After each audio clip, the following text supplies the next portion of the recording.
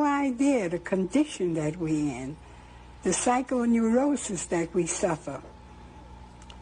We suffer a terrible, terrible blight. We don't know who we are. We use European names, and we just are comfortable with our condition. We really don't know who we are. We have no idea. We're captive. And we absolutely comfortable with this situation. I guess you go to the history of European civilizations. 250 years is how long they last before they implode, because of their greed, because of their violence, because of an inability to let others be, including themselves. If they didn't have brown and black people to hate, they would hate themselves. The Chinese platform, you already know they don't give a fuck about your black ass. And then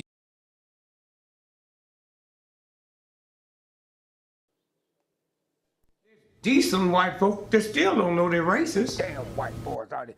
Most of them is psychopaths and all that. They'll kill your mama's mama. What the hell you want here, hunky?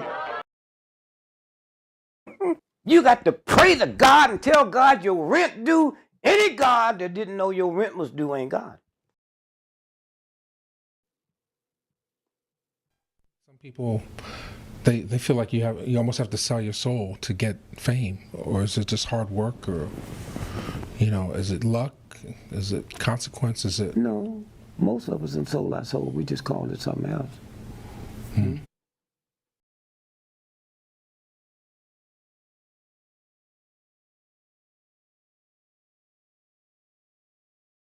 For what he has, he says that the only way that we can solve our problem is to unite together among ourselves, among our own kind, clean ourselves up, rid ourselves of the evils that we've become addicted to here in this society, and try and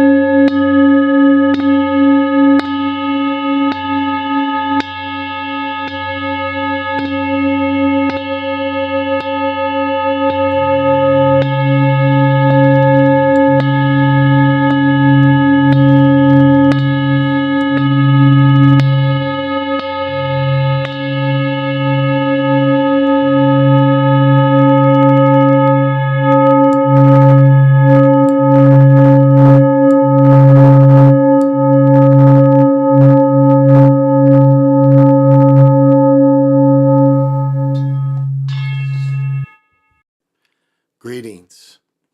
This is Big Pontiac, and welcome to the Chocolate Mountain Show.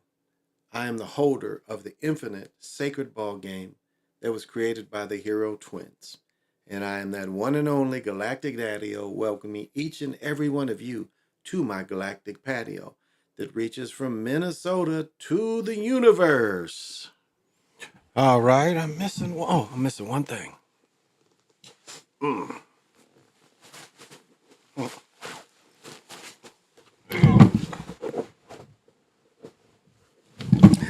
Since I sit up most of the time, I might as well have some cushioning in my back when I sit up.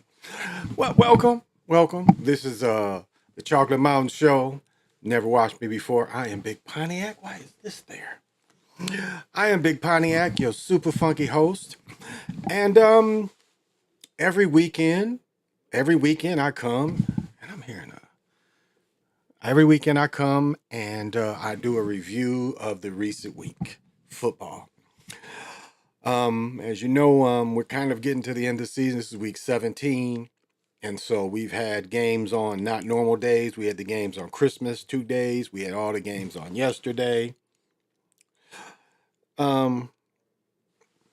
And so it's a lot of sports. It's a great time for sports. New Year's Eve is one of the tournament games, playoff games. So, this is a great time for sports. Now, I remember being a boy, and on New Year's Day, it was football all day. I mean, literally football all day. And like the Rose Bowl, the Orange Bowl, whoever was going for number one, because back then it was a fictitious number one. The sports writers voted in who was number one, not the actual games played. Sports writers, they voted in who would be number one. But that was New Year's Day. I remember I was sick. My girlfriend at the time had went home. So I was in the apartment sick for, that New Year's, however much we had. I don't know if I had strep. I don't remember. But I remember being sick and just sitting in the room all day. I had a floor model in my room back then. So, I'm laying in bed watching TV all day. So that's what it once was. I can remember like when Miami won. No, Miami, was it Nebraska won? Miami lost? Yeah, because Fryer dropped a touchdown. So maybe that was 83. And Irving Fryer playing for Bernie Kosar. I want to say he played for Miami. No, maybe yeah. Fryer played for Nebraska, I think. And Nebraska had a chance to win, and Fryer dropped the ball. And I think Miami won with Kosar. I probably had to look that one up. But that was, a great one. And then one of the best college games ever was USC versus Texas with Reggie Bush and Vince Young. And Vince Young turned it out. I mean, Vince Young, like my son was such a Reggie Bush fan, but it was like I dug Vince Young. My son dug Reggie Bush, but I dug Vince Young, and Vince Young turned it out. That was one of the greatest games. That must have been 5 or 6, 05, 06 somewhere, but that was a great college game. So, this is a great time for that kind of. And so I enjoy this time of year. Now I get right to it. When I do on Sundays, I get right to it. So as you know, I've been killing it this year. I've really been killing it. I have, and I don't use gematria or any of that. I just use my football experience. I look at the injury reports and try to find the tells, because that's, even though sports are fixed, scripted, remember, so is wrestling. And wrestling still has betting odds on it during the matches, the big matches. I don't know about the weekly little things, if you can bet on those, but I imagine you could. But I know on the big matches that they do that they have betting odds. And I believe the weekly matches, because Raw, whatever that comes on weekly, especially sometimes it'd be live. So they still can bet, they still bet on it. So, well, let me say, where we at? Let me say what's up to PJ Allen. Hey, y'all, clap for PJ Allen. He was at the Bengals game last night, so he saw a good. Let me see. No, he was at the Bengals game last night. What did the motherfuckers play? Browns and Bengals. Yeah, and I end up. I think I won that one. He was at the Browns and the Broncos. It was Broncos Bengals, wasn't it? Broncos versus Bengals. Yeah, that's right. And he was at that game. But I think he had if I'm not mistaken, he had on his Bronco gear. But what's up, PJ Allen? You can't get too close to Michael, it's a foul. Dr. Sinister, thank you for coming. You can't get too close to Michael, it's a foul. Researcher 2022, yes. Thank you for coming. You can't get too close to Michael, it's a foul. Oh, let me get energy. They say it smells like weed everywhere, so I'm going to burn the incense. But I only smoke weed in here. And then this big suitcase is because my son is going to be in this room, so.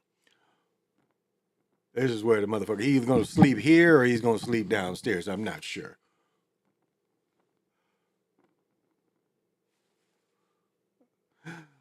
All right. To the east, to the north, to the west, to the south, above, below, and the center. Want everything to activate. I put a smoke a little bit everywhere. Put it all around me. Put it all around me, make all this stuff activate.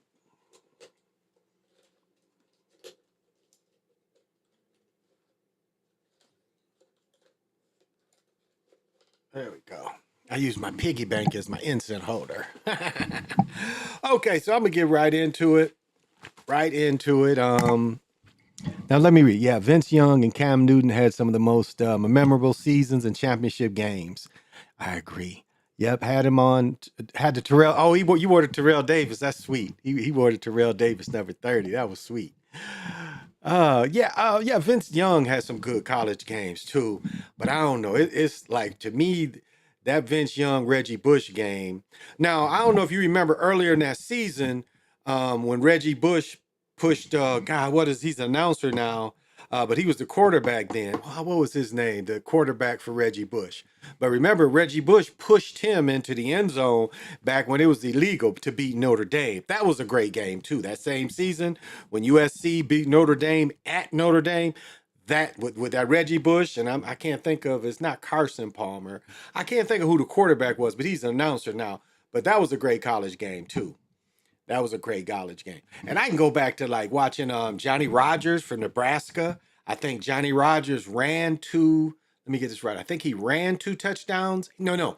He ran a 2 kickoff. He ran 2 punts backs for touchdowns, and I think he caught a touchdown. You know, Johnny Rodgers was one of the I think was the first receiver, the first non-running back or quarterback to win the Heisman was Johnny Rodgers. And I remember he turned it out. You know that he turned it out. And then Anthony Davis, scored 6 touchdowns on Notre Dame. I watched that game. So, didn't have my other light on. It'll give me a little light over here too. There we go. So yeah, I've watched some great college games. Oh, here we go. I watched some great college games over the year. A lot of great players. Matt Leinart. Matt Leinart scored the touchdown, but Reggie Bush pushed him in the back. If you go back to see when they beat Notre Dame down there, and that place was jam-packed. I think even back then that place held close to 70,000. And it's like back then it didn't look like on my Facebook page you can see. I think I took a couple pictures of the way the stadium looks. Yeah, it looks a lot different. So yeah, so that's what's coming. You know, we'll see if this playoff goes. Because what really, if you guys look at what they did is they trying to the blowouts. They predict that they scripted the blowouts so they can say these teams didn't belong. See, not that many teams are good. Because they'll never script somewhere like Boise State to win. That's the last. But now, you know, Boise State making it, the 12 that made it, the bread is going to come into them schools. So that's one props they did give Boise State. It's like now you get up the bread, you put the bread together, you can get these good teams.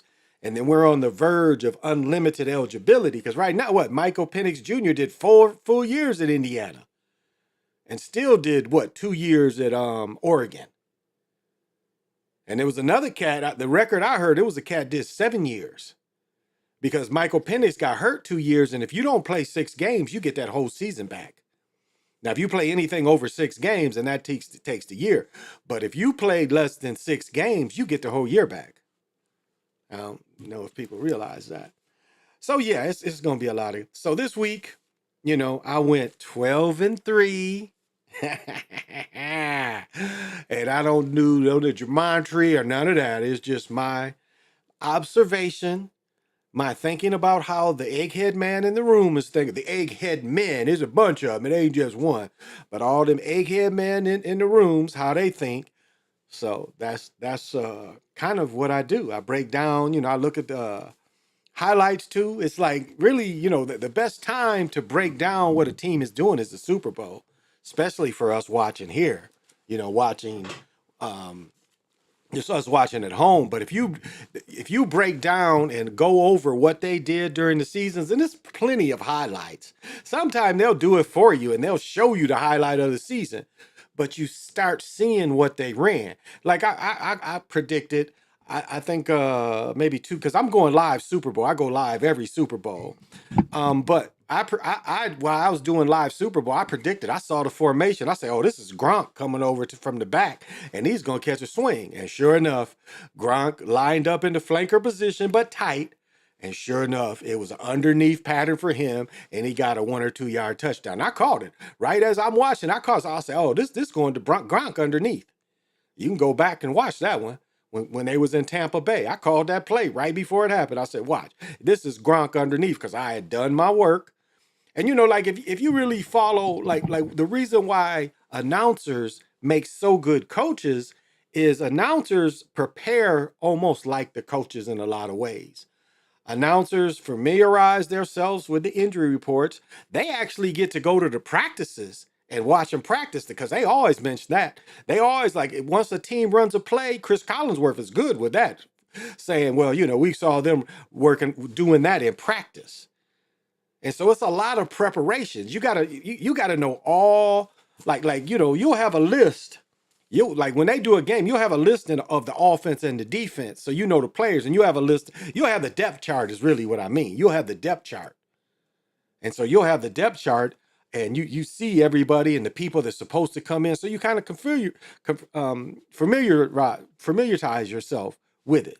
So yeah, I'm gonna be doing all that. So this week again, I won Steelers, Ravens. I won the Seahawks. I won the Chargers. Now this is what's so messed up is, and you can see it here. I originally picked the Bengals, because you can see I scratched the Bengals out and took the Broncos. Scratched the Bengals out and took the Broncos, so I did get that L. And then I lost to the Cards and the Rams, and I was feeling the Rams, but you got to put some upsets a little sometimes. I won the Bucks game. I won the Bills game. Now this makes no sense that the Giants won. That's point shaving to me. It's no way that Giants team should have won. But the Giants beat the Colts. But again, because the Colts ain't very strong, so that's how they rationalize it. But they shouldn't have lost to them. Of course, I got the Vikings, and that was padding the over and under today. I mean, a lot of that play and making them lose by 2, that was so bad of script. That was point shaving. So I imagine what the over under had to be 50 something, and that's all that was. The game wasn't close as the score. The game was not nearly as close as the score. Raiders Saints, I had the Raiders. Jags Titans, I had the Jags. And Dolphins Browns, I had the Dolphins. Cowboys and Eagles, you see they killed it. They scalped the Eagles. I mean, they scalped the Cowboys. The Cowboys got scalped. It's so funny when the Cowboys people on Facebook win. They are so happy. They are so happy. But as soon as the motherfucker lose, they ain't got shit to say. I talk shit no matter if the Eagles or Vikings win or lose. It doesn't matter. I'm talking shit. And tonight, we saw a script again. Tonight, the Commanders end up pulling it out. So that made me 12-3 for the day. And for the season, I am, let me see, 71. Wow. 71 and 76.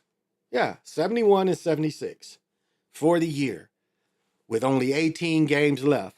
So even if I lose all 18 games next week, I still is way over 50%.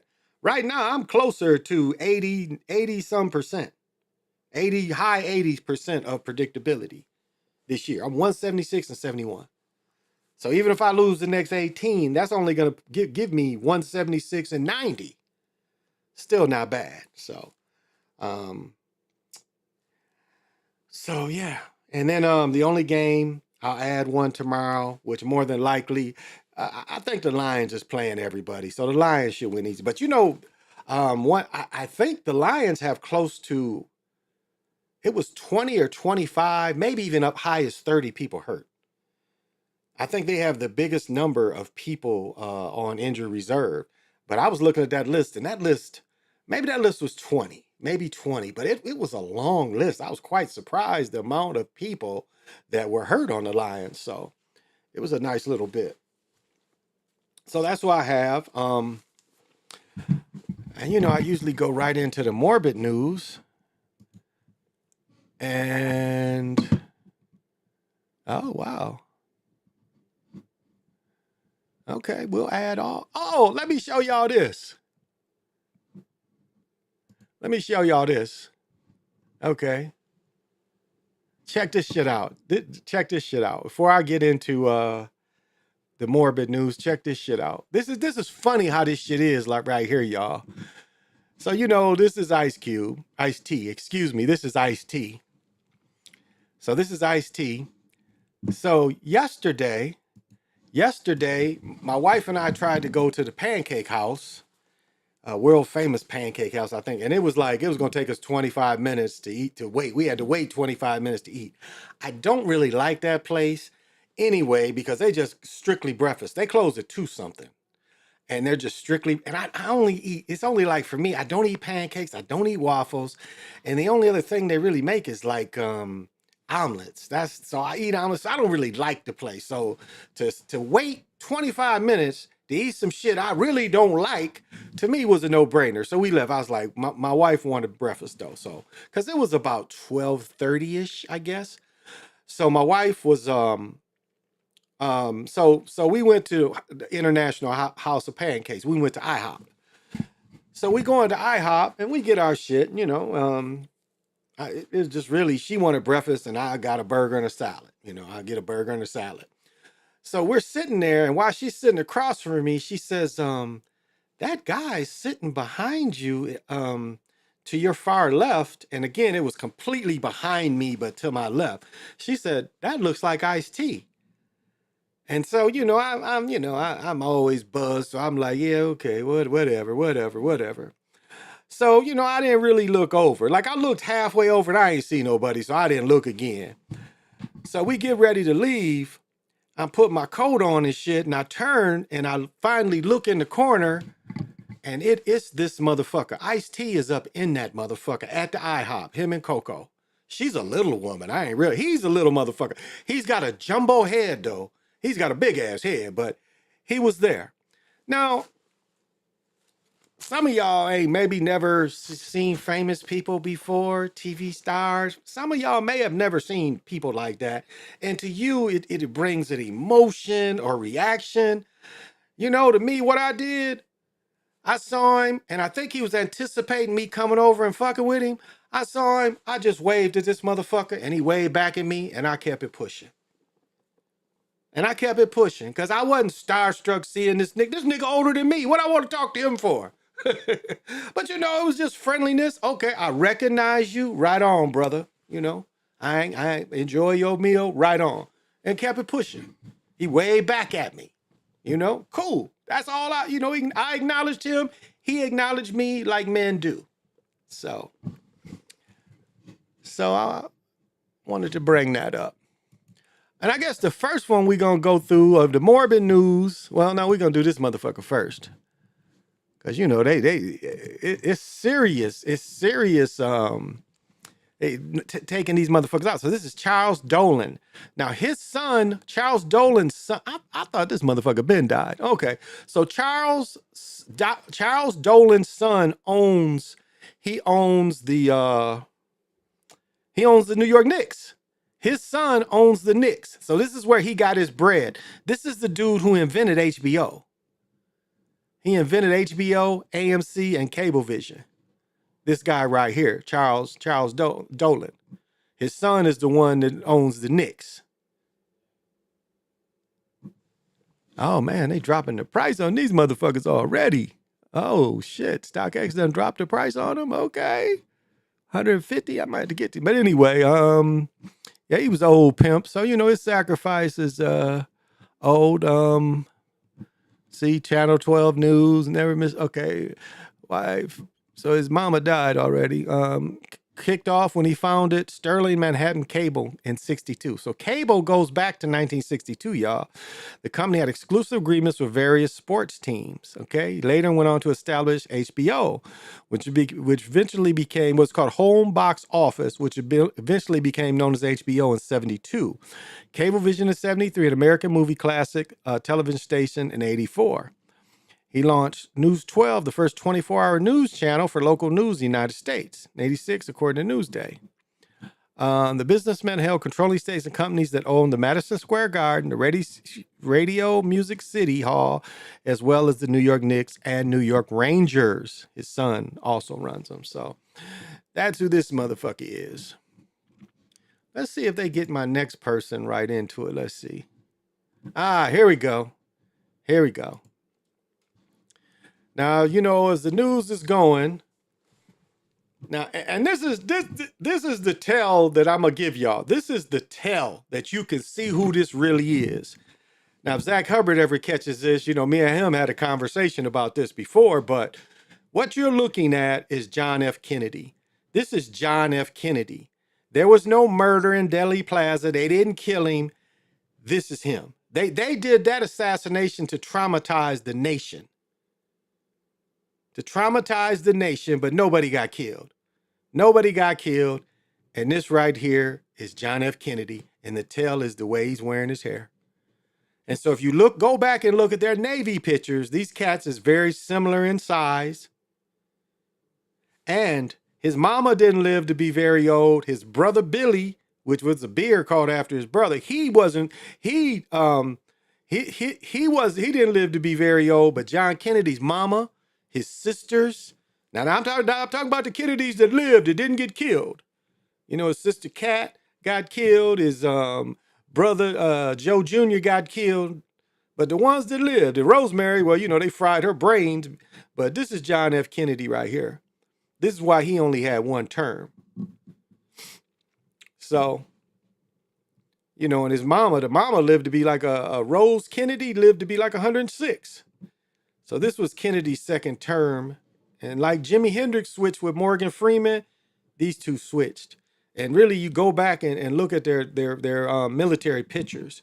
Now, Kennedy would have been, I think Kennedy was born in 14 or 15. So this would make more sense. Kennedy was probably born in 14 or 15, maybe 60. He was around my grandmother's age. So actually, the real age of this person is past 100, which would make it more John Kennedy. Well, let's look this up.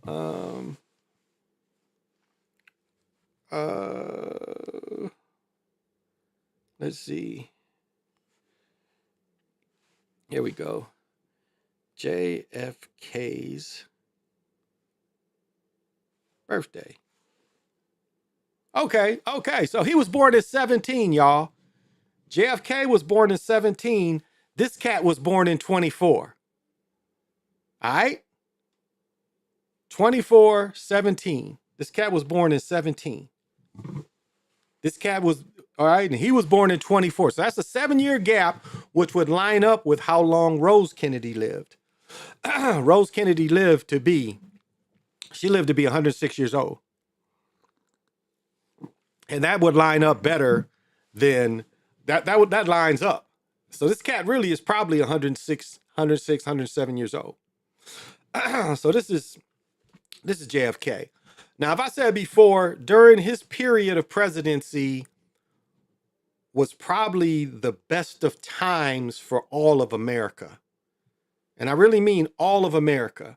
And it was almost kind of like the way Trump is ushering in now. Because during, like what people fail to realize, and I'll bring myself back in.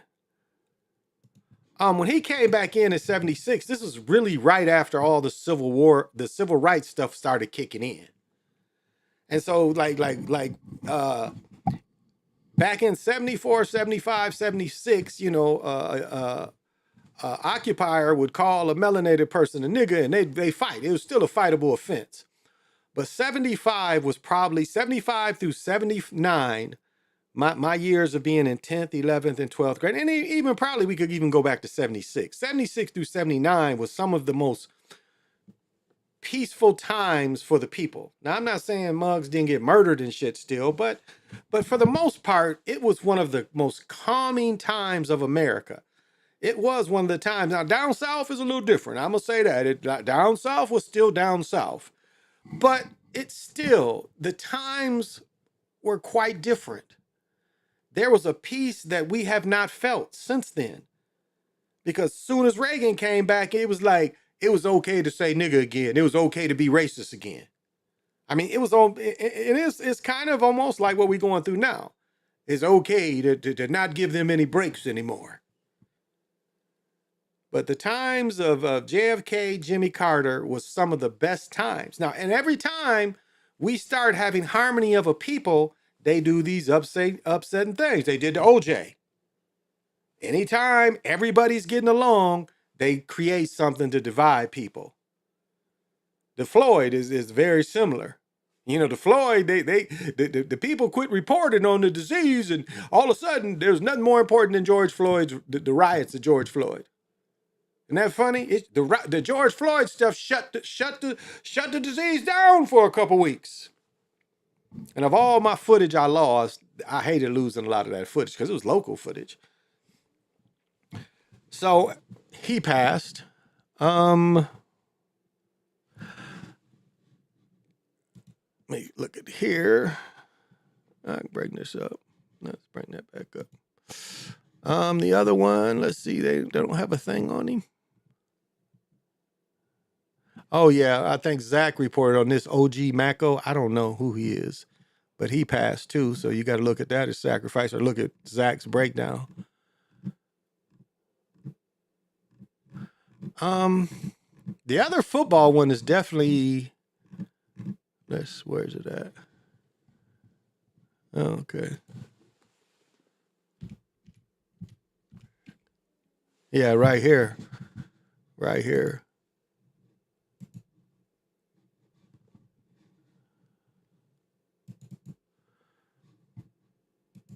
Now, this cat, I didn't know he was as old as he was.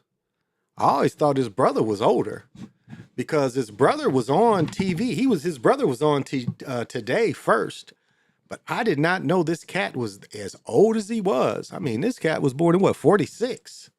He was born in the 40s. His brother must have been born in 48. And he didn't make it because his brother was doing games and stuff at first. His brother did Olympics. And I think his brother pulled back. I think it's like, yeah, I'm not going to keep traveling, doing all this stuff. And he kind of took his place. It was like his brother hit his peak, and then he let Greg come in and do his thing. Because remember when his brother Bryant was on the Olympics and everything, but I did not know this cat was so old. But I mean, Greg Gumbel doing games, you know, it's you know, I mean, it goes back so many memories of him doing games and him, because it really went from his brother quit doing it, then Greg started doing it. I'm sorry. I was right about the Giants game. Did you know Shaquan Barkley was related to Iran Barkley? Yeah, I had heard that. I'm sorry. Just finished or ruined Vince Young's career. I think his habits was bad too. You know, I think his habits was bad, but yeah, they didn't get along. Yeah, I know the Giants definitely shouldn't have won. Shadur said the color of his cleats for that bowl game is who he was getting drafted to, red and blue. Yeah, I saw him say that. I saw them say that. Ain't it something at the end of the regulation for Sunday Night Football with two melanated brothers starting a quarterback? Yeah, that is definitely not a surprise. I mean, yeah, that is not a surprise. Oh, okay, Alberto, what's happening? You can't get too close to Michael, it's a foul. Yeah, I don't like them motherfuckers either. I'm rolling. That's how you do when I see them stars. Yeah, that's all what's happening, you know? Hey, you ain't, I mean, I don't want autographs. I don't need to take pictures with niggas. I didn't even take pictures over Christmas. So if I'm gonna take pictures, I'm gonna take pictures with my children and shit. You know, not some motherfucker I don't know to bother them. Me eating his breakfast. They probably went there so they wouldn't be bothered. So I ain't bothering them. OG Mac had that song of, you guessed it, dude had a flesh-eating disease and shot himself. Woo. Damn, that's fucked up. Flesh-eating disease. Isn't that MRSA? I think MRSA is a type of flesh-eating disease. And another cat, more on the morbid news. It's another cat y'all probably ain't heard of.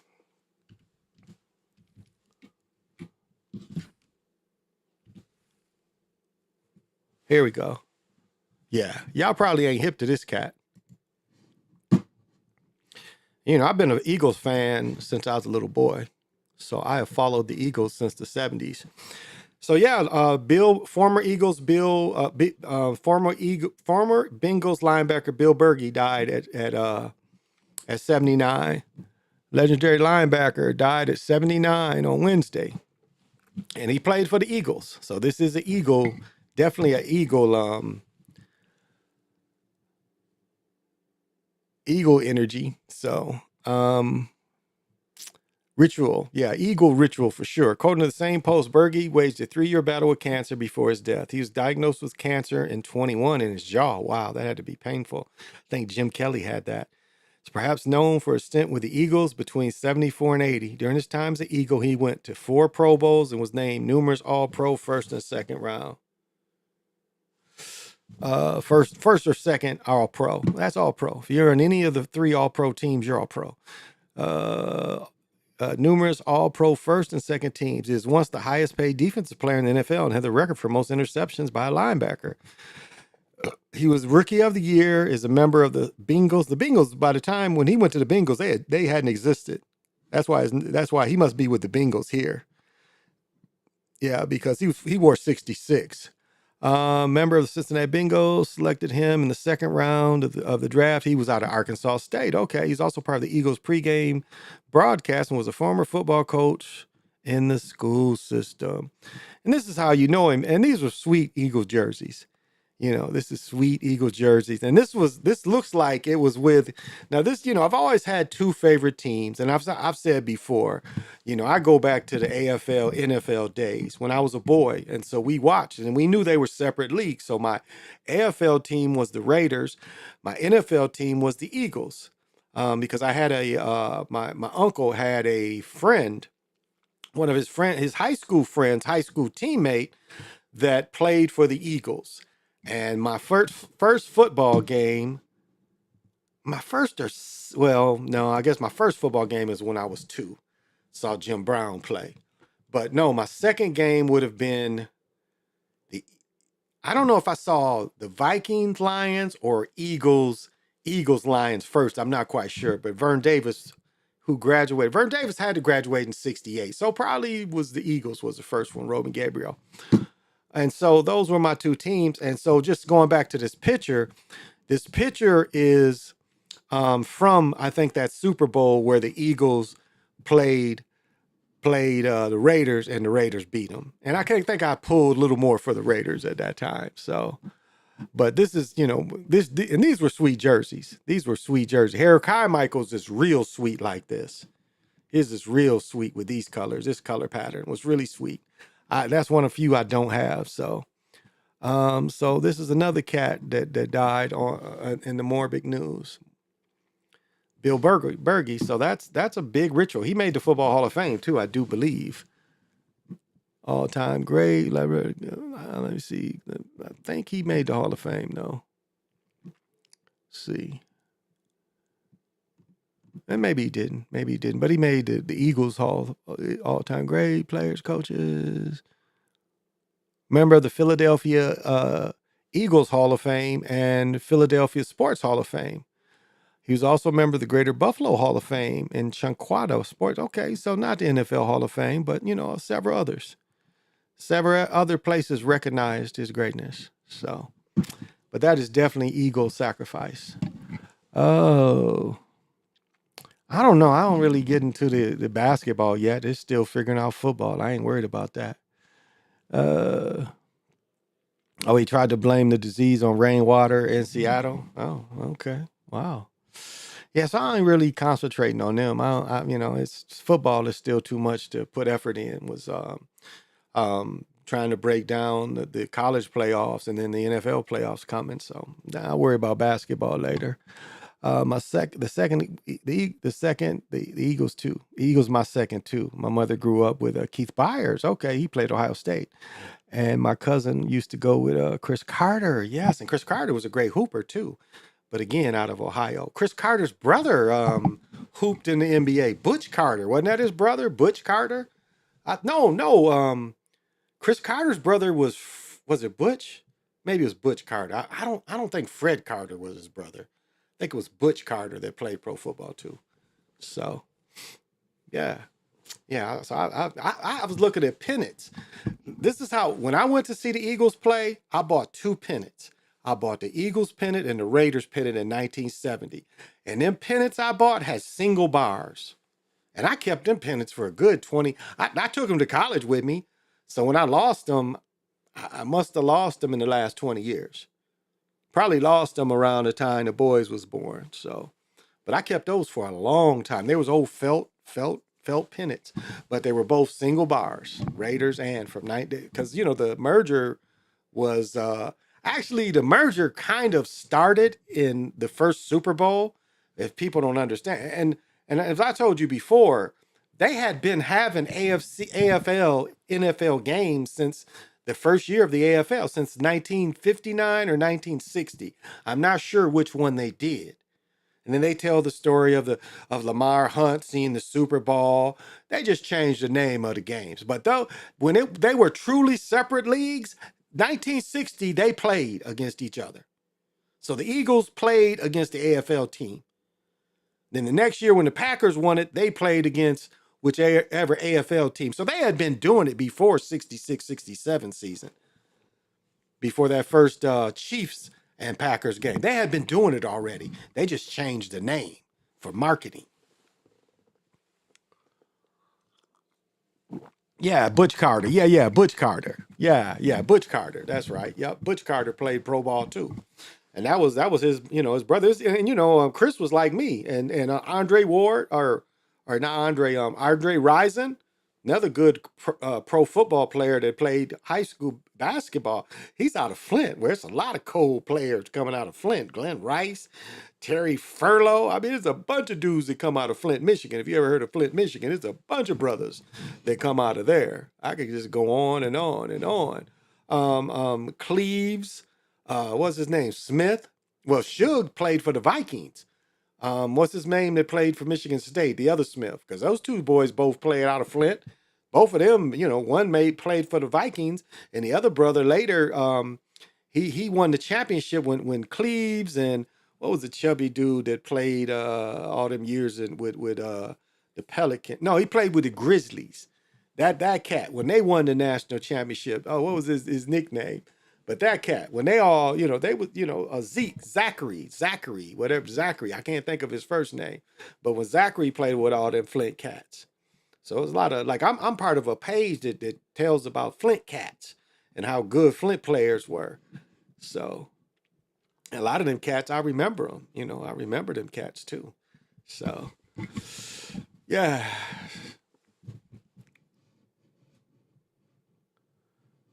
Oh, and the next story I have, I don't know who this dude is. Some boxer, Paul Bambia, died. What is this? Championship boxer Paul Bambia dies at 35 as Neo, his manager, remembers his exceptional drive. I don't know who this cat is, but this cat died. Okay, he just died Friday. He's only 35. Wow, 35. He was a fierce yet competent competitor, ambition, more than anything. He don't look like a very big guy, but it's hard to tell. Doesn't tell what his weight size is. Oh, Neo pushed him. Okay. Cruiserweight. Oh, so he is a fairly big dude. Okay, cruiserweight is under 200. Just won the WEN gold cruiserweight. I don't know what the gold means, but he was a cruiserweight champion. Okay. And then he got it.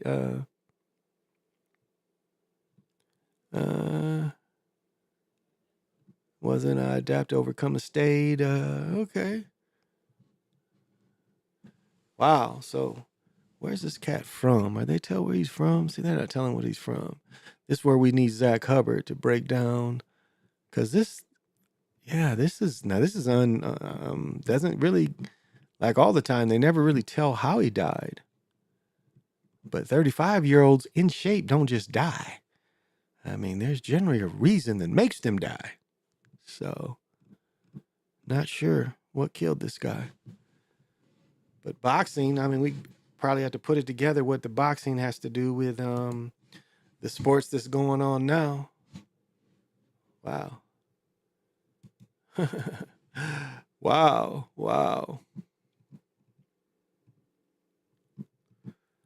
And so it all, so we're not surprised at all the deaths that's going on now because we getting in, and like, y'all remember I don't know if y'all remember my last channel, but I don't know. It might even been on this channel. I forget, but I think it was on my last channel before they cut it off. So that was like 20 was the last time, but I think it was the Super Bowl from 20.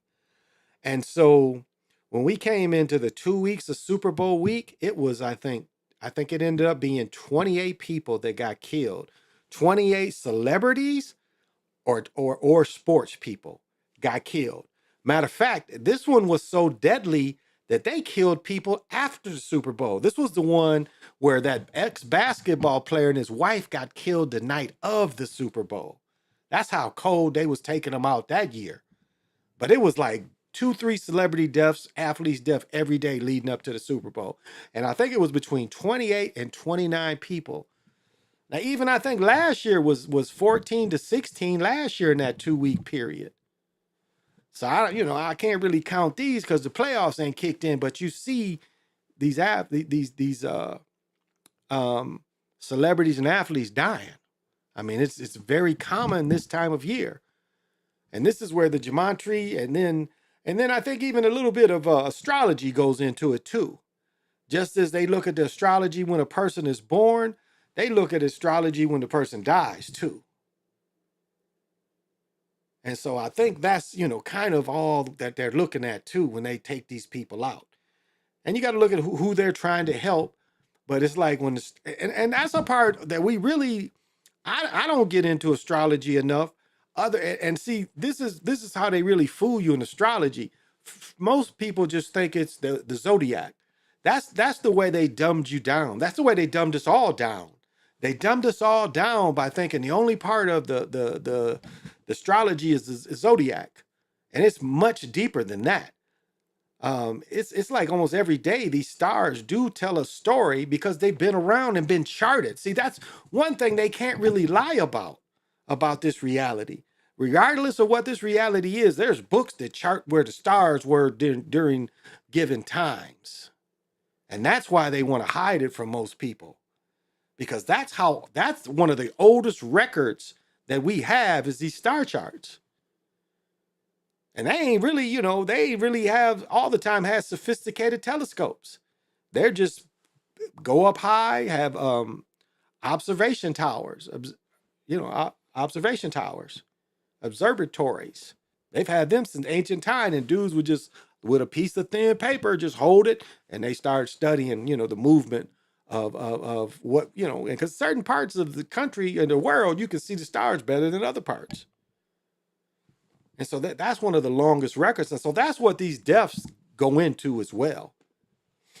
So it's not just what zodiac is where, what your zodiac is and just give you, good luck, that kind of thing. It's much deeper than that.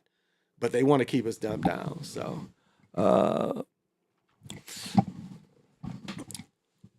there's one more thing. Let's see if I can find this.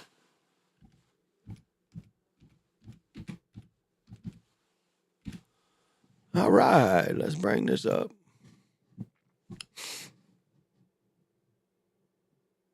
So, what we're about to go into is called Black Moon in the New Moon phase. All right. So what it is the black moon. We won't see it because the other side, I think, let's read it. As we step into the new year, the black moon, a specialized new moon phase, brings a wave of fresh opportunities. So, here we go. Why is it called? According to the Old Farmer's Almanac, a black moon is a rare event similar to a leap year. Lunar cycle takes 29 days to complete, but our calendar months are slightly longer. Gets into that Caesar shit. Every 32 months or so, this leads to 2 full moons or 2 new moons within the same month. The second moon is called the blue moon, with the new moon is referred to as the second new moon is referred to as the black moon. Okay. So the second full moon is a blue moon, while the second new moon is referred to as the black moon. It's another type of moon, black moon as well, which refers to a month with no new moons at all. This only happens in February due to a shorter number of days. It's even rare occurring about once every decade. So this is a once in a decade event. A black moon also refers to the new moon phase itself, when the moon is positioned between Earth and the sun, making it nearly invisible from our view. What zodiac sign is the black moon itself? The black moon is new. The black moon is a new moon in Capricorn, the Earth sign associated with ambition, professional goals, social structure, authority. Well, again, in Capricorn is also a land sign. Opportunities and new beginnings. So,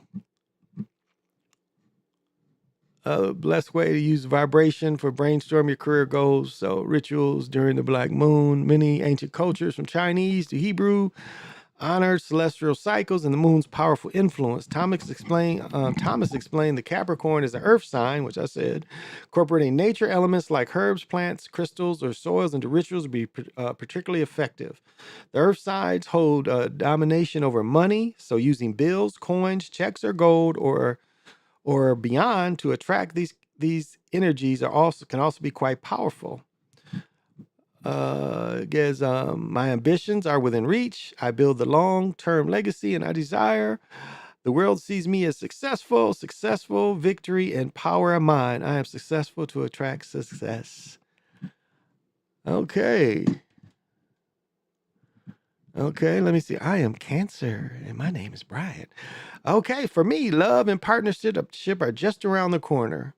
The new moon would ignite your sense of connection with others, especially partners in business and love. Commitments could be on the top of your mind due to this new moon. You may also have the impetus to discuss long-term plans with a new twin flame. Hell, I'll go through all of them. Why not? Ain't gonna take me but a second.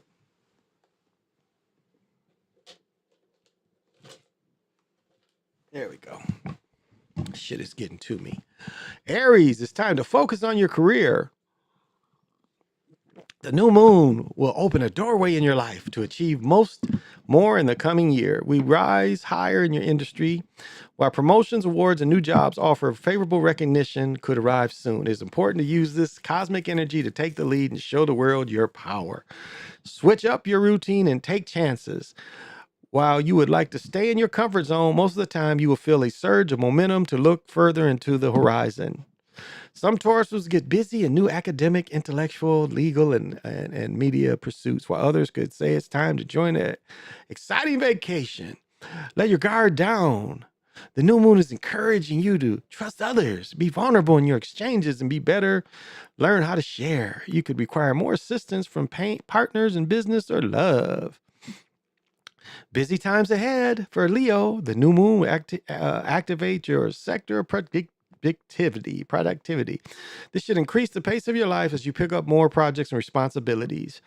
Turn up your energy. The new moon energizes you to have more fun, really enjoy recreation, and let out your sassy side. Romance will be greatly favored. Libra recesses your domestic life. You may be considering a move or wanting to make some sort of transition in your living space. Taking action would be crucial now. You will show the universe how you want to come to a kingdom. Speak up and step out, Scorpio. The new moon activates your communication and travel sector. Bring your excitement to the broadcast and ideas. Learn and see what it looks like for your current surroundings. Journey to see siblings to a nearby city. Yeah. And so finally, it is Rake in Sagittarius with a lucrative check. Raise client job offers and manifest. You will need to put yourself out there to uncover every possible financial win. The illumination will help your financial life for the year to come. So assess your budget and find ways to make your growth.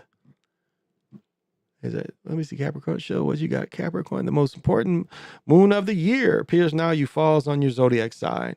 Use this week to follow up Lunation to build. Didn't I read all this? Yeah, okay, a couple more. Use the week that follows this illumination to take action to build the life of your dreams and put yourself out there. Step into your power, trust your inner motivations, and seize the day. Aquarius, step back and refresh. Love, self-reflection, spa days are in order for you. The new moon energize you to rest, recharge, and relax. Pisces, cherish good times. Let off the fireworks. Burst out your sexiest outfit and circulate. It's time to connect with friends In person, online, build your network and socialize among your crew. Exotic, fabulous events could beckon you to attend the day's father's new moon to be sure. So that's the energy that's coming. That's the energy that's coming, y'all.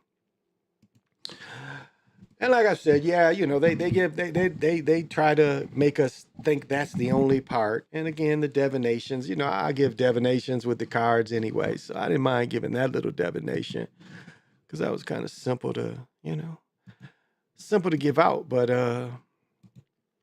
those are just possibilities. Oh, did y'all see the dude who proposed to his girlfriend after the game? Did y'all check that out? Let me see. They get a play here. Somebody got engaged. All right. Jeremy Reeves, who played 22 special team snaps, has the most special one of all.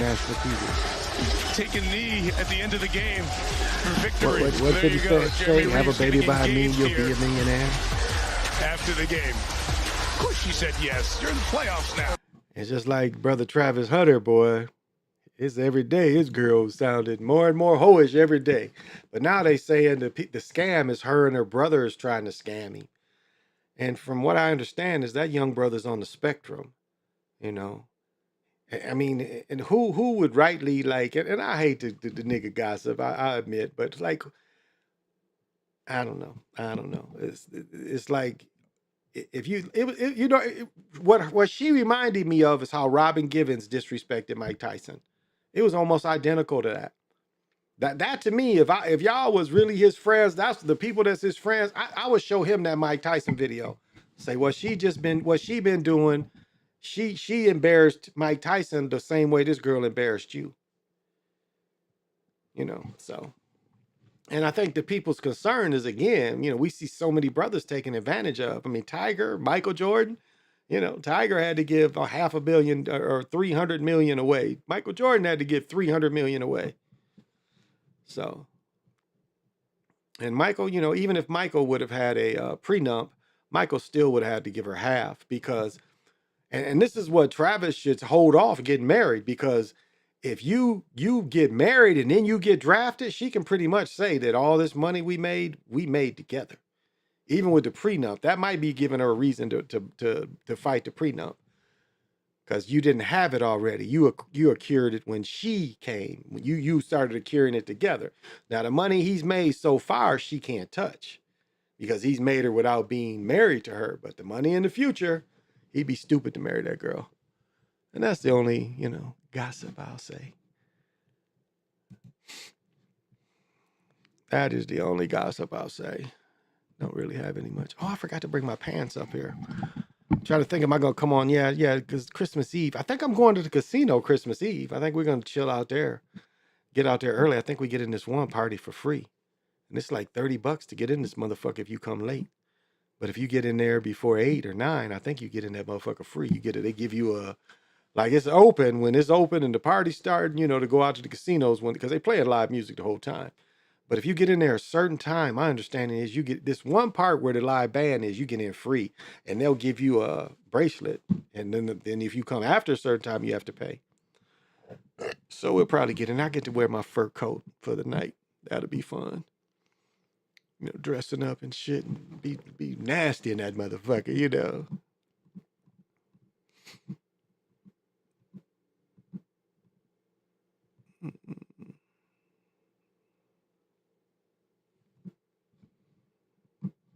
Shirley Temple's car. Oh, say it ain't so. This man is stupid and stupid. It says Travis Hunter signs with Lil Wayne's Young Money Sports Agency. Remember Master P? Ricky Williams signed with Master P? That's what this reminds me of. Signs with Lil Wayne's Young Money Sports Agency ahead of the draft. Wow, why would you sign with them? I understand giving the money to brothers, but as I said, he on the spectrum. Two-way star will be rep by Young Money's Sports on his on-field contracts. And I think in the NFL, you have to be registered. So if they're registered, wow. Man, I wouldn't mess. Well, As I said, they said the brother's on the spectrum, so a lot of people gonna. I mean, I hate to say it, he probably one of the people that's gonna end up being. He's gonna get his money up front, but you could see that it's gonna be maintaining the money that he's going. And right now, he's got a lot of money right now. I guess he bought a modest house, bought his mama a modest house. But this money coming, and you know they like when you get a rookie, your money is only in your bonus. Your contract is only $1 to $2 million a year, but your bonus money is what you get. You get that in front. So that's depending on when he gets drafted, first, second, third. That's when the bonus money kicks in. Oh, here it is. Travis Hunter, business deal with rapper Lil Wayne. Okay. You remember how Master P worked out? That was one of the, like, Master P signed one of the worst contracts ever.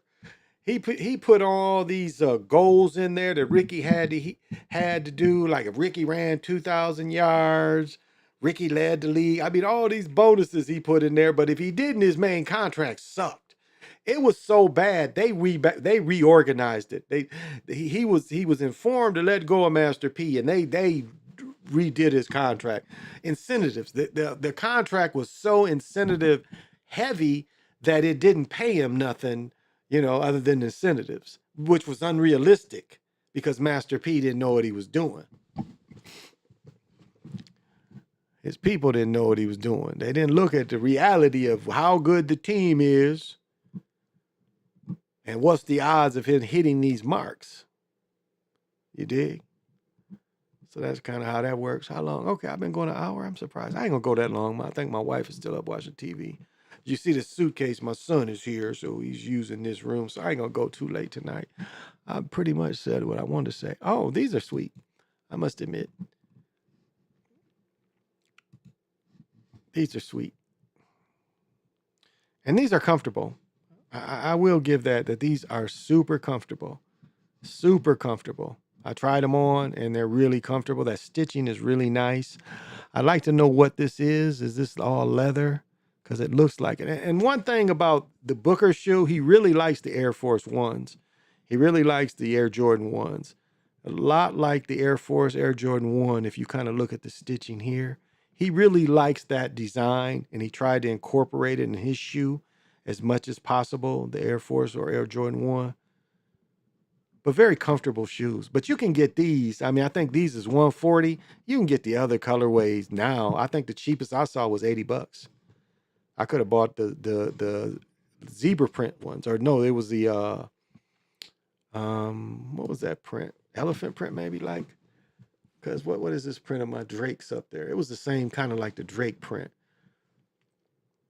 So you can get them a lot. Oh, the white ones. Now these look suede. Let's see. These look kind of suede. Yeah, these are suede. I don't think I like these as much, but that might be leather back there. I don't know. What does it say? Colorway, most. A mix of suede. So it's leather back here, this part, and that's suede. Really be a light shoe. Well, let's see about this one. What does it say? Black leather upper contrast. Okay, this is all leather. So I probably would like this a little more. I really like leather shoes. Okay, so this is all leather. Like this part, all this is leather.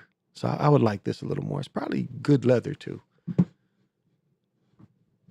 No, a lot of people don't, you know, care about that kind of thing, but I do. I like clothes. Oh, what is this? Carhartt seems to be the thing, and this is a Carhartt jean jacket. Yeah, I wouldn't pay $74 for that motherfucker. Fuck that jacket. Definitely wouldn't pay $75 for that. But I like gear. You know, I like gear. Oh, it's another motherfucker. Of our morbid news, we missed somebody. On the morbid news, it is Major League Dominican pitcher who played for the Atlanta Braves died at 37. Some players still playing at 37. Baseball world are mourning the loss of pitcher Juan Giman, who passed away at the young age. Wow. A native of San Cristobal, Dominican Republic, had a brief Notable career in Major League Baseball. He was drafted by Atlanta in 2000, amateur, and quickly rose through the minor leagues. 14, he made his major league debut with the Angels. Although his time in the majors was limited, the left-hand latticed the impression of fans was powerful fastball and competitive spirit. During his short, he will always be remembered for his talent and passion. His passing shocked. Wow. Oh, they don't give you much else, and they don't tell you how he died. Now, what do we say, PJ? If you take a drink from the Beast Cup, they come get you whenever they want. You sign that contract. What's up, Sean? What's happening? You can't get too close to Michael. It's a foul. Thank you for joining me. I believe it's your summer down there, isn't it? Isn't it your summer? So he took the drink of the cup. So you see, when the numbers lined up and the stars lined up, they're taking him. They're taking him.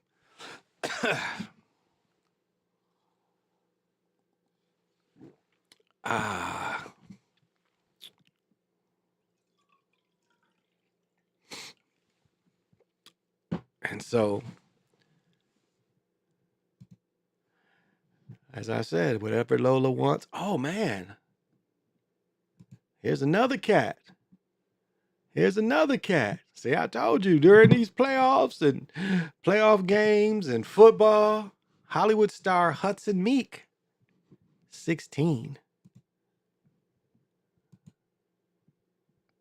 I don't know if that's him in the middle. Maybe. Yeah. This cat. No, not her. Entertainment industries, loss of notable figures. Okay. This is some old shit. Sorry about that. This is some old shit. Sorry about that. Yeah, summer here, brother. Windy here. I tell you, and I wonder if PJ's getting it, because I've been hearing this all around the country. It's a fog up here that's nasty. Like, it's been foggy during the daytimes. Like last Saturday, not yesterday, but last week we went to go see my nephew. We were gonna go see him wrestling, and it kind of he didn't end up wrestling, but we were hitting pockets of fog. Nasty pockets of fog. Now, maybe PJ, I don't know if I'm trying to think, was I all the way to 169? Because I was coming from North Carolina and I was going back into Michigan, but I went into Michigan from 169 instead of 94. So I was going like north on 169.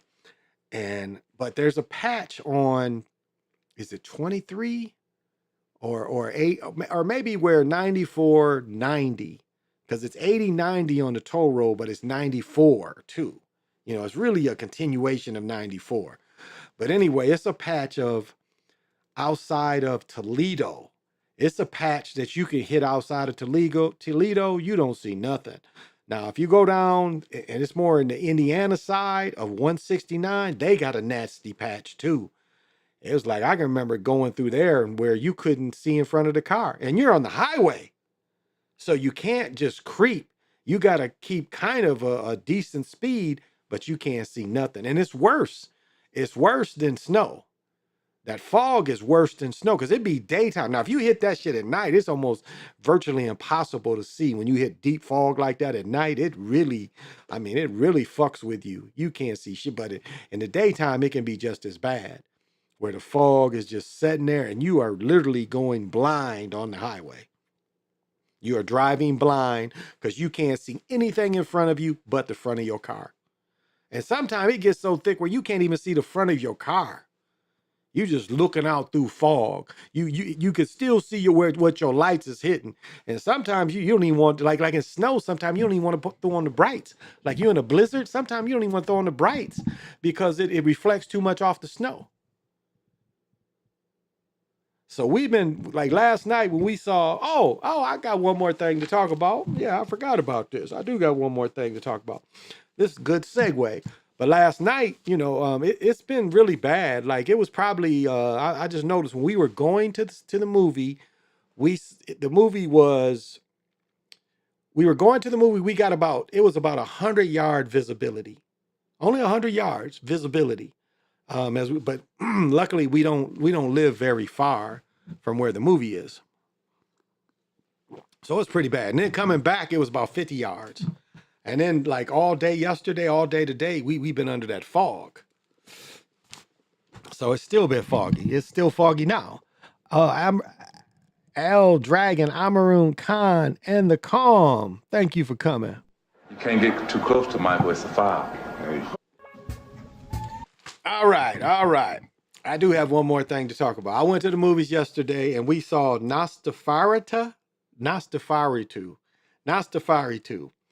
the vampire movie. And this movie was like, in a lot of ways, I'm sorry I'm lazy and didn't look up. There was another movie, was his name Bron? I forget, but there was another movie where the Dracula had a real big head. He had a dude come visit him. You know, they had a young dude come visit him, and he was trying to set up some deal. So it's another movie. I can't think of the big head Dracula, but there's another. Let me see if I can find this. Let me see if I can find.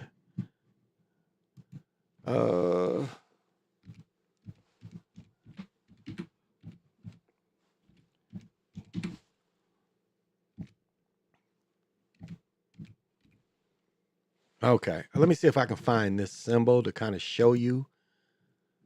Right here. So the movie is loosely based on this movie right here, the original Dracula movie. This was the movie in black and white. And let me see if they give me what I'm looking for. See, Nosferatu. See, it's this movie. It's a remake of this movie, Nosferatu. This is what the new movie is. It's this Dracula, where he looked more like an alien. Nosferatu. They're not giving me what I want. And I think, I think also, excuse me for a second.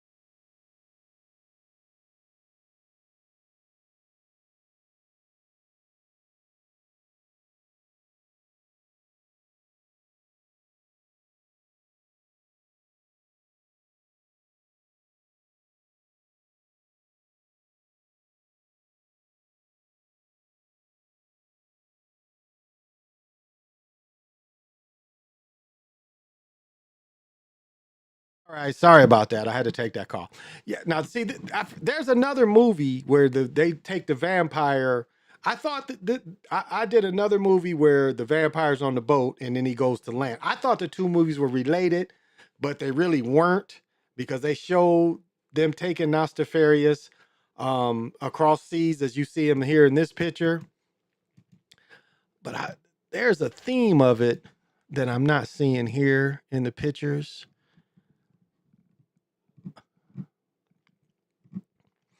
Now, I know they keep showing the shadowing, but the windows, if you watch the movie, they're in the windows constantly. And let me see if they'll give me a shot of being in the windows. Because they do highlight these stairs, but they highlight the windows too. And so if you watch this movie, they're always in the windows. But it's basically this movie, Nostafarius. It's from 1922. So anyway, the movie starts with this young woman laying in bed, and she's kind of dreaming, and all of a sudden on the screen is this demon fucking the shit out of her. You know, this demon's on top of her fucking the shit out of her, and you're like, ah, that's the only scary part of the movie. I mean, the movie is like remember, like a lot of vampire movies, they always have the vampire slave that does the vampire works. He's almost called the fiend. So, you know, all those vampire movies generally have a fiend that works for the vampire, and he's setting things up for the vampire so the vampire can move unnoticed around. So it's about the yearning this chick has, because what it came down to is this chick and the demon used to mess around. So that's why. And they, for some reason, when she was a little girl, she cut it off. She quit messing with the demon. And then when she got older and got married, for some reason, she started calling the demon subconsciously.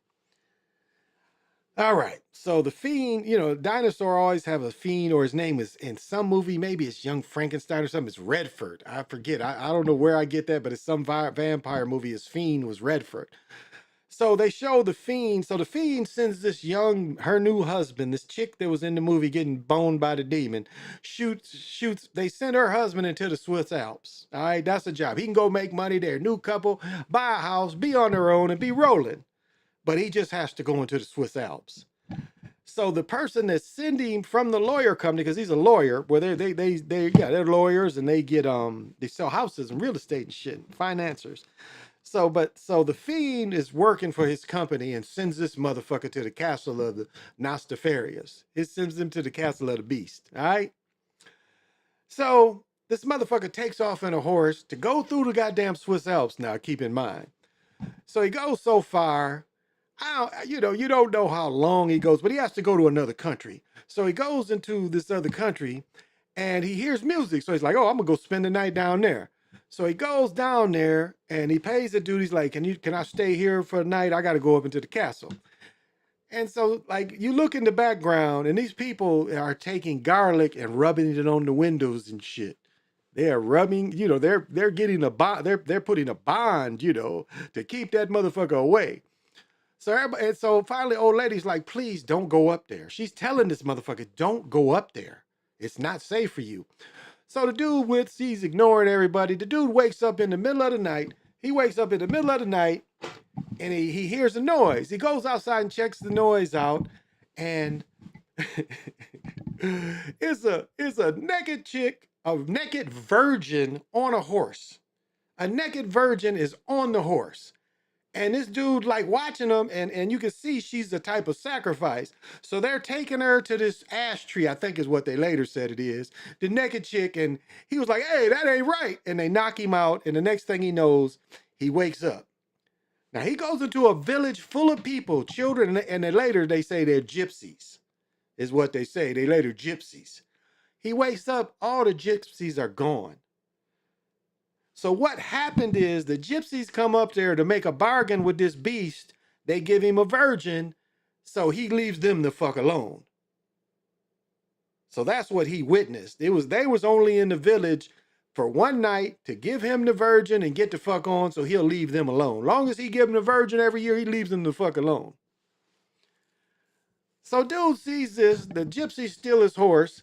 This motherfucker is in the Swiss Alps. He walks up to the castle. He's got his walking stick and he's got his saddle sacks. He walked to the country, walks up this hill to the castle. So this motherfucker gets into the road leading to the bridge that goes to the castle, and all of a sudden, out of nowhere, a 4 horses carriage and 4 horses is coming dead at him. Maybe it was even 5 horsepower. It's coming at him. This motherfucker don't go left or right. He just puts his hand up like this to take the impact. Who does that? When I got a 200-yard head start on some horses barreling at me, I can get out the way in plenty of time. Not this motherfucker. So anyway, when he does this to shield himself from the horses running him over, all of a sudden the horses blink on the other side. Like completely blink on the other side, facing the other direction. Then the motherfucking door opens up. A carriage. There ain't no mechanics in a carriage that would open the door. And there's nobody driving this motherfucker. There's nobody driving the horses. He didn't check the place or nothing. This motherfucker just sat on there, goes up to the fucking mountain, goes up to the castle. So the castle is tore up from the floor up. You know, it's an old ass castle. And he meets Nostafarius. And again, he looks more like that fiend I was just showing. He looks like that, but more modern. And he talks to the guy, and this is the property. What they play the game with him, you know. He ends up passing out in the middle of where they was eating dinner, and he finds these bite marks on him. He don't really think too much about it, you know. They don't really think about it. So then, the next night, the same thing. He goes to bed, wakes up, he's got bite marks on him. So then finally, he goes in there, and he was about to kill the vampire Nostafarius while he was asleep, but Nostafarius kicks his ass. He stands up, and Nostafarius is all like dead skin and dead-like, you know, but he's alive, but he's all dead, and they show his dick and shit. He's about 8 feet tall. I mean, it's just so funny. So finally, Nostafarius just bum rushes him, and he starts sucking his blood from his chest, and it looks like he's fucking him. I mean, it's a very submissive thing, and because he's like kind of humping while he's kind of humping while he's biting his blood and shit. He's humping and biting his motherfucker's blood. Oh, so finally the motherfucker jumps out the castle, and some kind of way he lives off of jumping out a very high castle. He lives, and he gets saved by a motherfucking sister. So some sisters save this motherfucker, and they take him in the church, and they do some shit for him to take the disease off of him, all right? In the meantime, Nostafarius, and just like that movie I did where the vampire was on the boat, and that they take that from this movie, where the vampire was on the boat, and he had a girl to feed on. Remember, I did that movie a couple weeks ago. I can't think of the name of that one, or I did it a couple months ago. I thought it was a continuation. But not, because they show Nostafarius put his casket on a boat, and he's going to where this motherfucker, these original motherfuckers, because that girl is at there. That girl is there. And the funny scene is the woman cuts off a locket of her hair, and he's wearing it on his belt and shit. And Nostafarius is like, hey, can I see it? And the dude takes the hair out of the little locket, and he's smelling it and shit. Then he don't give it back. He just dismisses dude and don't give him back the locket because he's secretly in love with her. So finally, Nostafarius goes to the city, whatever city it is. Now, one thing about this vampire is this vampire carries the plague. So it makes you understand why the people were giving him the sacrifice. Because this motherfucker just being in your area, in your town, everybody starts getting the plague and dying. And like the scientists can't understand because it's like, what the fuck is killing them? They also show a lot of rats that come in the area. And you know, the thing that spread the plague was rats and the fleas on the rats. The rats were the infected, the fleas were the infected thing.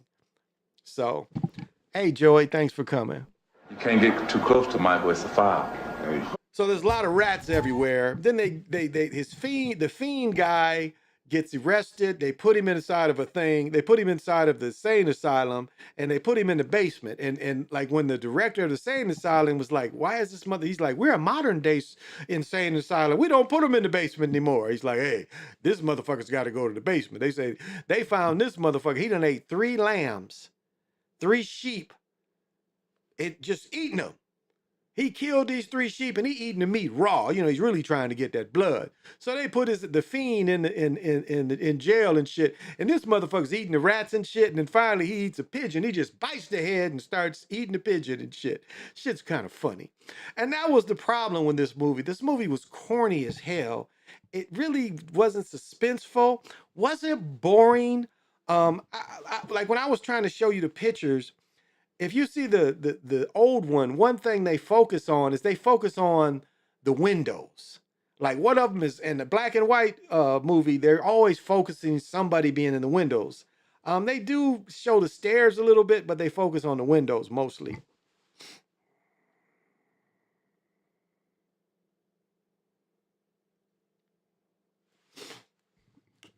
And so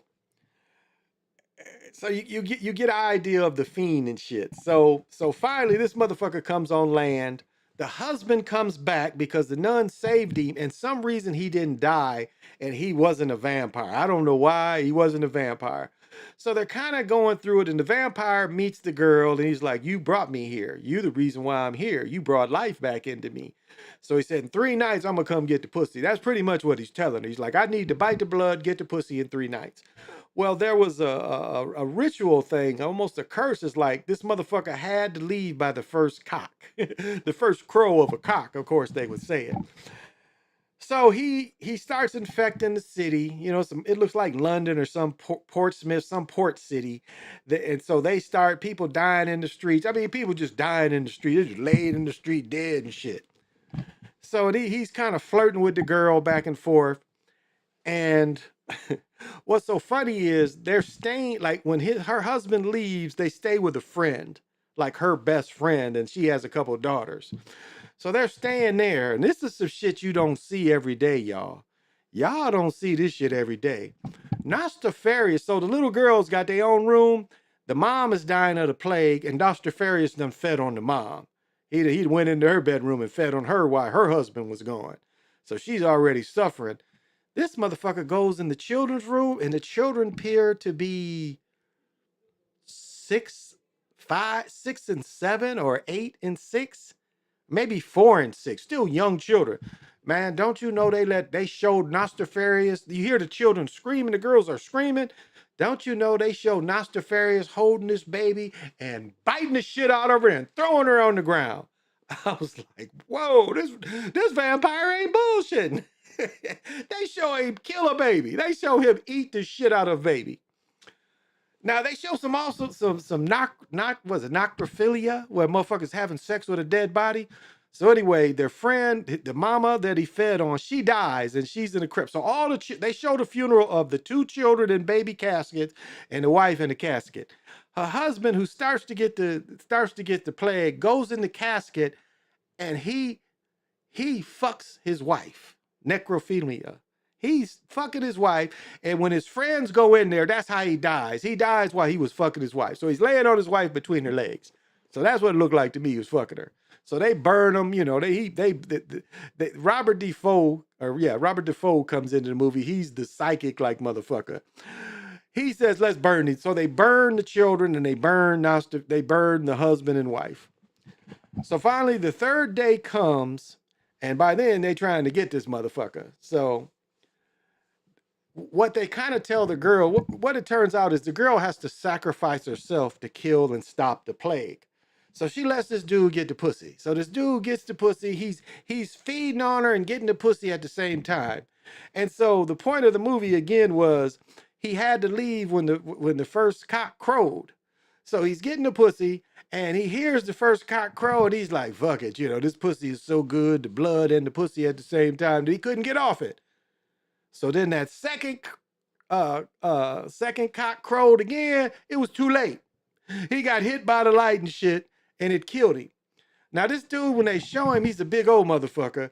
When they finally go in the room and look where he died on top of dude, it's like, what's funny is chick is like the Covenant, I think it is, where the woman is getting fucked by an entity that's the Covenant. Isn't that, I think, what it's called, where the woman is getting fucked by a spirit, a demon, and all you see is her body go like that. They throw a little bit of that in there. So anyway, the way they die. So she had gave her husband some pussy 2 days before. So the first night the vampire visited her, she gave her husband some pussy. Okay. She's acting all, you know, because she's going through some shit. But she gives him some pussy. Then 2 nights later, she's fucking the vampire. And he's all gross and decaying and dead flesh on him. She gave him some pussy anyway. So they go in there, and Nosferatu is dead. The girl is dead. And he's all between her legs. And when they showed Nosferatu's dead body, like his legs was skinny like toothpicks. And like he had no torso or anything. When he's walking around, he's a big wide motherfucker. So the movie was corny. The movie was very corny, but also funny, where, you know, you think it's like when he killed the little girl, as dramatic as it sounds, it was still kind of funny, really. There's just because that's some shit you never really see. You know, motherfucker killing a baby like that, especially a vampire. You never see a vampire kill a child, you know. But, and that, you know, very ritualistic too, of what they say a lot of these stars do. You know, it shows that aspect of it too. What do a lot of stars do? They want to feed on the blood of children. And he killed 2 children. They just show him killing 1, but that's a message too. And so to get the long of the story is, in the beginning of the movie, when they show her fucking the demon in the beginning, because she opens her eyes and this younger demon is on top of her.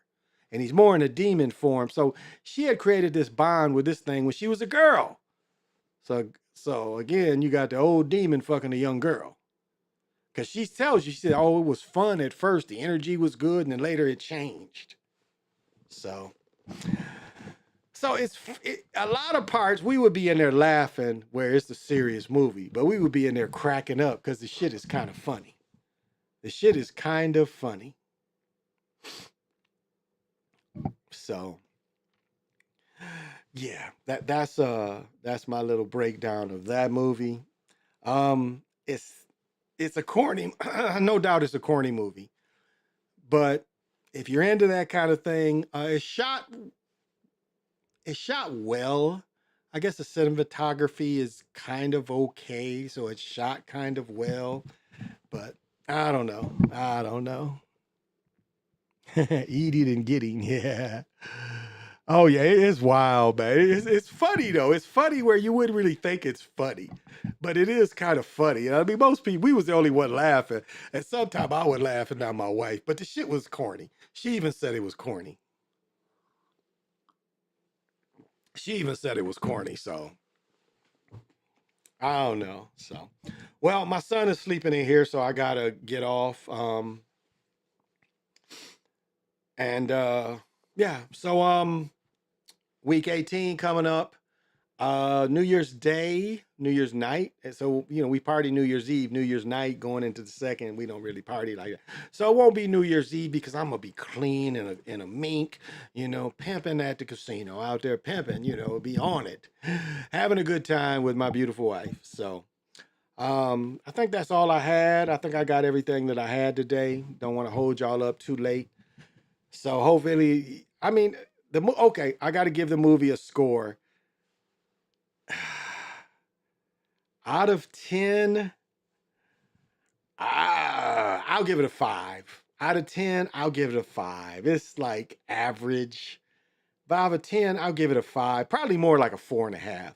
Corny movie, kind of funny, not like watchable though, not boring. It really wasn't boring.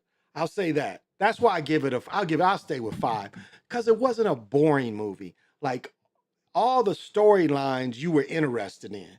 You know how some storylines be uninteresting. All the storylines was interesting.